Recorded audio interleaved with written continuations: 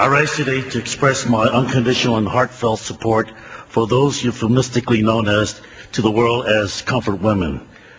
Let me on the outset thank my Mr. Chairman Lantos, ranking the vice chair of the subcommittee, Annie Falomavega, the ranking member Eliana. Really appreciate your support and your strong, clear statements. Today the House will make history as we consider the passage of H.R. 121, a resolution I introduced which seeks an official apology for what the comfort women endured under Japan's Imperial Armed Forces during World War II. On this day, I must recognize my good friend and mentor and former colleague, Representative Lane Evans, whose irreproachable character gave these women hope.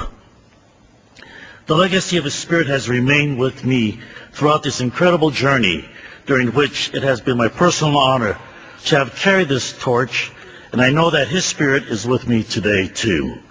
If he is watching, I would like to thank him for his unparalleled courage and tireless efforts to bring justice and the restoration of dignity to the comfort women survivors. Lane, Semper Fi. I would also like to recognize Ms. Lee Young-soo, a survivor of the comfort stations, who is here today with us. Ms. Lee has been a stalwart and passionate advocate for herself and her fellow survivors.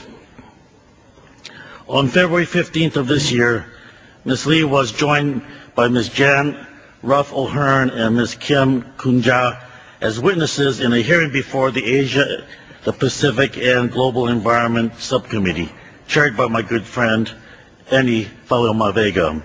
I would also like to thank him and Chairman Tom Lantos for their outspoken support for these women.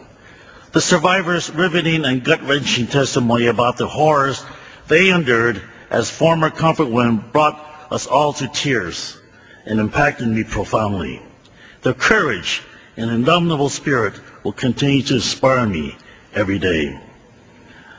Mr. Speaker, today the House will send a message to the government of Japan that it should deliver an official, unequivocal, unambiguous apology for the indignity the comfort women suffered.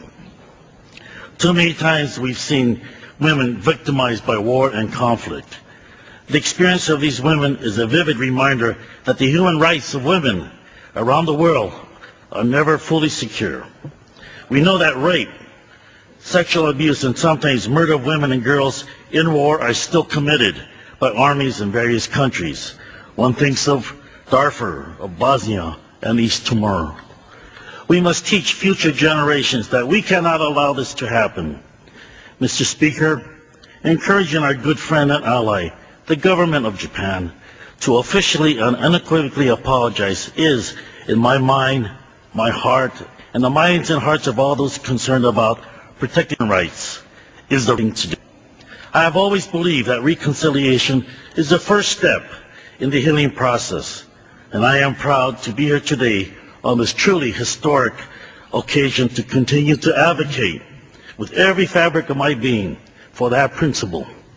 I urge my colleagues to join me in support of protecting and defending the human rights of comfort women by voting yes on H.R. 121, and I yield back.